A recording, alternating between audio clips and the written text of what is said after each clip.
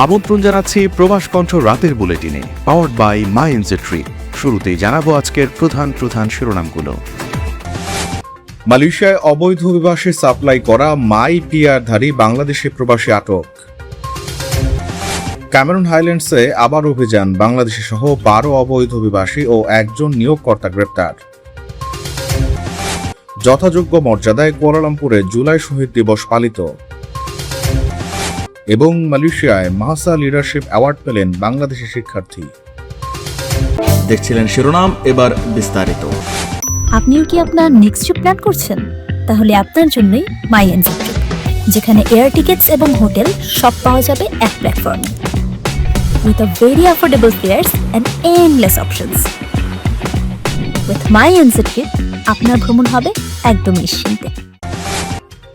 মালয়েশিয়ার কুয়ালালামপুরে বৈধ স্থায়ী বাসিন্দা বা মাই পিআর এর আড়ালে অবৈধ অভিবাসী সরবরাহ মানব পাচারের অভিযোগে এক বাংলাদেশিকে গ্রেপ্তার করেছে দেশটির ইমিগ্রেশন বিভাগ। শুক্রবার এক বিবৃতিতে তথ্য জানায় দেশটির ইমিগ্রেশন বিভাগ। বিবৃতিতে বলা হয়, বুধবার দুপুরে পুত্রজয়া ইমিগ্রেশনের গোয়েন্দা ও বিশেষ অভিযান শাখার একটি দল গোপন সংবাদের ভিত্তিতে টানা 1 মাস নজরদারি শেষে 2টি পৃথক স্থানে অভিযান চালিয়ে তাদের আটক করে। এই অভিযানে মূল হোতার পাশাপাশি আরও 4 বাংলাদেশি পুরুষ ও একজন বাংলাদেশি নারী এবং একজন থাই নারীকে গ্রেপ্তার করা হয়েছে। ইমিগ্রেশন বিভাগের মহাপরিচালক জাকারিয়া শাবান জানান, গ্রেপ্তারকৃতদের মধ্যে মূল হোতা বাংলাদেশি মালয়েশিয়ায় স্থায়ী বসবাসের অনুমতি বা মাই পিআর রয়েছে। আটককৃত অন্যদের মধ্যে একজন বাংলাদেশের স্টুডেন্ট ভিসা এবং থাই নারী রেস্তোরাঁ কর্মী হিসেবে সাময়িক কাজের পাস ব্যবহার করছিলেন। বাকিদের কাছে মালয়েশিয়া থাকার মতো কোনো বৈধ পাসপোর্ট বা ভ্রমণ নথি ছিল না। অভিযান চলাকালীন আইন প্রয়োগকারী সংস্থাটি 31টি বাংলাদেশি পাসপোর্ট, একটি থাই পাসপোর্ট, ব্যবসায় নিবন্ধন নথির কপি এবং নগদ 48,524 রিঙ্গিত জব্দ করে। ইমিগ্রেশন বিভাগের সূত্র জানায়, চক্রটি মূলত ক্লাং ভ্যালি এলাকার স্থানীয় নিয়োগকর্তাদের টার্গেট করে অবৈধভাবে বিদেশি কর্মী সরবরাহ করে আসছিল। আইনি চোখ ফাঁকে দিতে তারা একটি রেস্তোরাঁ ও একটি ব্যবসা প্রতিষ্ঠানের আড়ালে এই সিন্ডিকেট চালাতো এবং প্রতিটি কর্মীর ভিসা নবায়ন এবং ব্যবস্থাপনার নামে 4,000 রিঙ্গিত করে আদায় করত।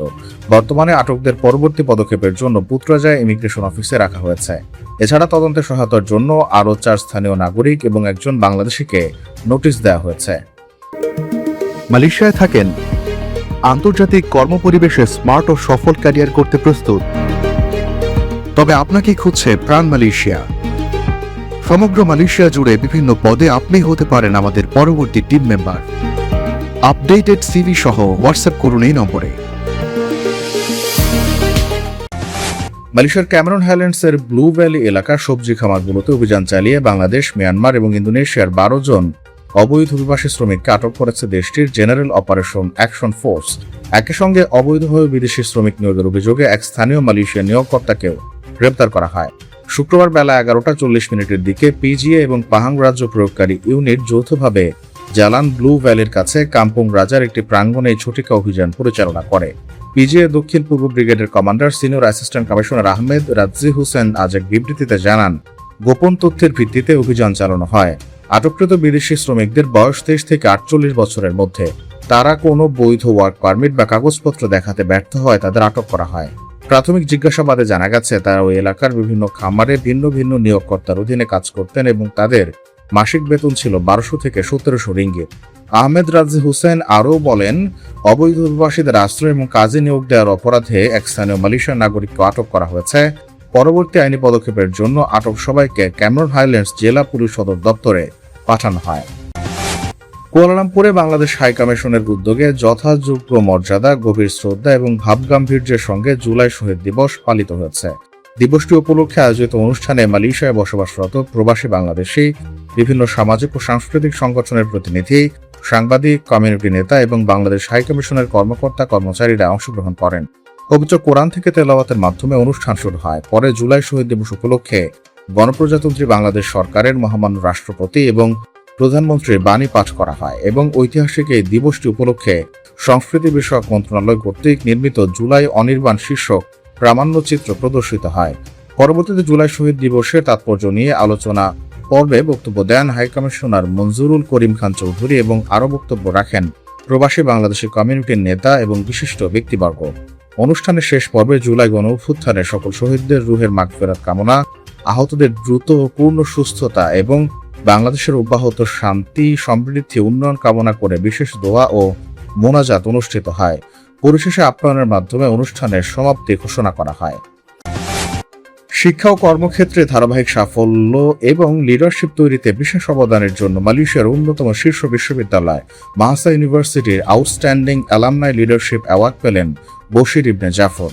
গতকাল বিশ্ববিদ্যালয়টি বর্তমান ও সাবেক শিক্ষার্থীদের নিয়ে ইউনিটি বলরুমে আয়োজিত মাসা কন্টিনিয়াম অনুষ্ঠানে অ্যাওয়ার্ড প্রদান করা হয়। এতে প্রধান অতিথি হিসেবে উপস্থিত ছিলেন বিশ্ববিদ্যালয়টির ভাইস চ্যান্সেলর প্রফেসর ডক্টর ইকরাম শাহ বিন ইসমাইল। তিনি বলেন, মাসা ইউনিভার্সিটির বাংলাদেশের শিক্ষার্থীরা মালয়েশিয়ার নানান সেক্টরে সাফল্যের স্বাক্ষর রেখে চলেছেন, যা বর্তমান শিক্ষার্থীদের জন্য অনুপ্রেরণার উৎস হিসেবে কাজ করছে।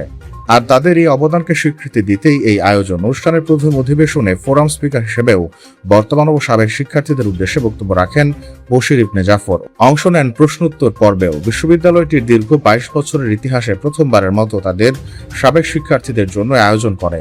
তাদের কর্মক্ষেত্রে উল্লেখযোগ্য অবদানের জন্য 6টি ক্যাটাগরি নির্ধারণ করে এই অ্যাওয়ার্ড প্রদান করা হয়। উল্লেখ্য, বশির ইবনে জাফর গত 2022 সালে মাহাসা ইউনিভার্সিটির প্রযুক্তি ও প্রকৌশল অনুষদ থেকে আইটি নিয়ে পড়াশোনা সম্পন্ন করে মেট্রো প্রিমিয়াম গ্রুপে লিড ফ্যাব্রিকেশন অ্যানালিস্ট হিসেবে কর্মজীবন শুরু করেন এবং 2 বছরের মধ্যে একাধিক পদোন্নতি পেয়ে অপারেশন ডিপার্টমেন্টের অ্যাসিস্ট্যান্ট ম্যানেজার পদে নিযুক্ত হন। শিক্ষা জীবনে তিনি বিশ্ববিদ্যালয়টির ছাত্র সংসদ নির্বাচনে পরপর 2বার ভিপি নির্বাচিত হবার গৌরব অর্জন করেন। এছাড়াও 2022 সালে বিশ্ববিদ্যালয়টির 21তম সমাবর্তনে সেরা শিক্ষার্থী হিসেবে ইন্ডাস্ট্রি অ্যাওয়ার্ড লাভ করেন। 2024 সালে তিনি মালয়েশিয়ার আরেক স্বনামধন্য বিশ্ববিদ্যালয় ইউনিভার্সিটি পুত্রা মালয়েশিয়া থেকে স্নাতকোত্তর সম্পন্ন করেন।